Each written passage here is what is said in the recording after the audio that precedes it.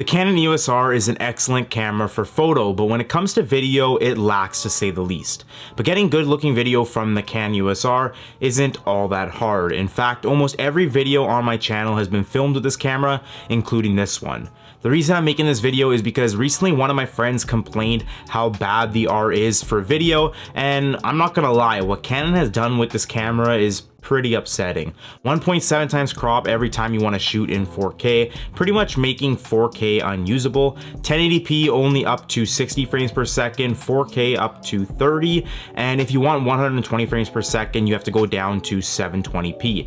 This is all pretty terrible, even though this camera came out in 2018, but we all know that. However, this doesn't stop us from getting good looking footage. When I first got the R, I thought it was a waste of money, to be honest. My footage looked like garbage, colors were very dull, and I was searching up things like why am I getting dull colors shooting video with the EOS R, and how to get good looking footage from the EOS R. And after watching a ton of YouTube videos, I couldn't really find a solution. So that's why I decided to make this video, in case many of you have the EOS R and can't seem to figure out how to get good looking video from it. So first things first, let's talk about the settings I use to film everything. For movie record quality, this could be anything you want to shoot in, whether that's 4K or 1080p or 24 frames per second or 60 frames per second. Choose whatever you want to shoot in, but make sure you choose the mode all eye. This is going to give you the least compression and help you get better results in post. Think of all eye like you're shooting in RAW, and IPB like you're shooting JPEGs. RAW, or all eye in this case, is going to give you the best results when color correcting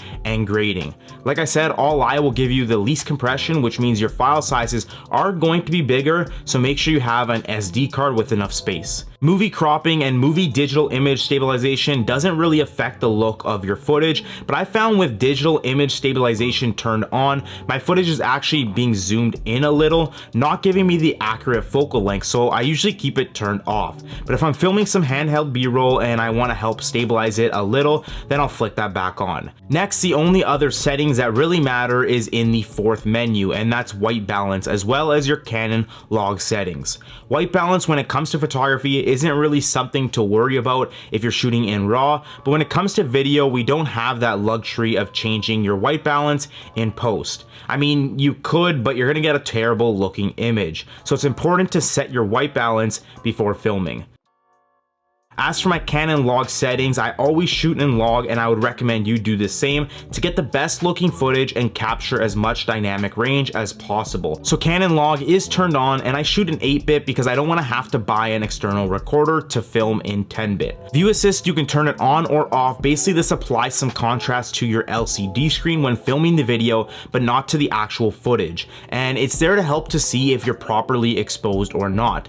However, I found that view assist actually doesn't help me. Sometimes it looks like my image is blown out, so I'll make those adjustments and then I bring it into post and it's super underexposed because I did adjust for it not to be blown out. So for that reason, I keep view assist turned off, and I just look at my LCD screen and make sure that when I'm recording my video, my face doesn't look blown out. Color matrix is set to EOS original because I didn't notice too much of a difference from EOS original to neutral, and my characteristics are all set to 000 because I want to get the rawest video I can from it.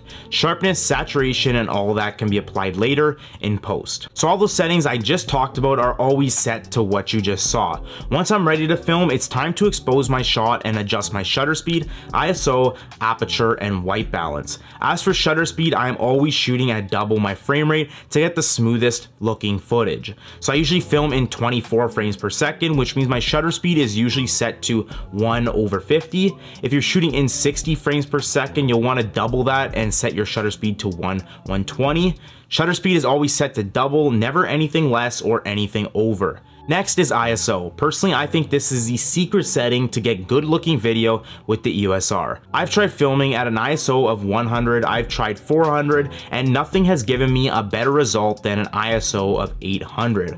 I just wasn't getting the most out of my log footage using 400. The colors looked pretty dull and overall couldn't get a clean image, and I found that bumping up the ISO to 500 or 640 wasn't doing it either. To get the most dynamic range, I found you need to be increasing decreasing by full stops every time with nothing in between. So this is why I went from 400 up to 800. This is just something I found I had to do for the EOS R. So just like my shutter speed, my ISO is always locked in at 800, and I try not to go anything below that. As for aperture, this all depends on what I'm shooting. If I'm shooting myself like in this video, then I'll set my aperture anywhere from 1.8 to 2.8. I think I'm filming at 2 right now. If I'm shooting landscapes or the buildings outside and I want a lot more detail, then I'll bump up that aperture just like I would if I were taking street photography. Lastly, I go to my white balance and just make sure this is set perfectly. I don't use a gray card or anything like that. I just make sure my skin tone looks like it should and my studio walls are white as they should be. A super important tip to get good looking footage and get the most out of your log footage is to overexpose by a stop or two. If you're a photographer,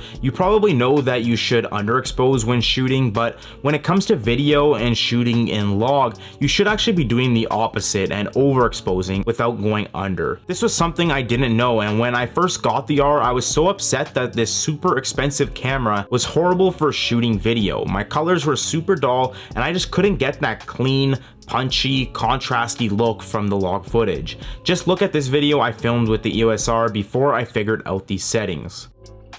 Or how about this video? They look horrible compared to now. Overexposing also helps to reduce banding and noise in the dark areas of your video. Lighting also makes a huge difference in the quality of your videos. Regardless of camera quality, having crappy lighting will give you crappy footage. Let me just show you how powerful lighting is filming a video using my old iPhone XR. On the left side, you have footage taken without a light and just using the natural light coming into my room. And on the right side, you have the same video, but this time being lit using a professional video light. You can see that the footage shot with lighting looks so much better, and again, this is shot with an old iPhone. The light I use for all my videos is the Godox SL60W. It's super inexpensive, and so if you're interested, I'll leave a link down below. When it comes to editing 8-bit log footage from the EOS R, it's fairly easy when you expose it properly, like I said above. If you head to Canon's website, you can actually download a conversion LUT that will take your footage from C-Log to Rec 709. This will make the footage have a lot more contrast and make it a lot less flat. Then I usually go in and make some additional tweaks to the exposure, shadows, highlights, etc. I also make sure to add some saturation to where it looks natural and also some sharpening. Also make sure that all your edits are in the proper order. I know that if you're editing in DaVinci Resolve and Final Cut Pro, order makes a huge difference. If you have to lower the highlights, do that before your color grade, not after. Color grading and sharpening should be your last step. All your basic adjustments should be at the start. With all that, you should have no problem getting higher quality, more punchy footage from the EOS R. If you found this video useful and you want to see more like this, make sure to like this video, hit that subscribe button, and hit that bell to be notified when I post a new video. I'll see you in the next one.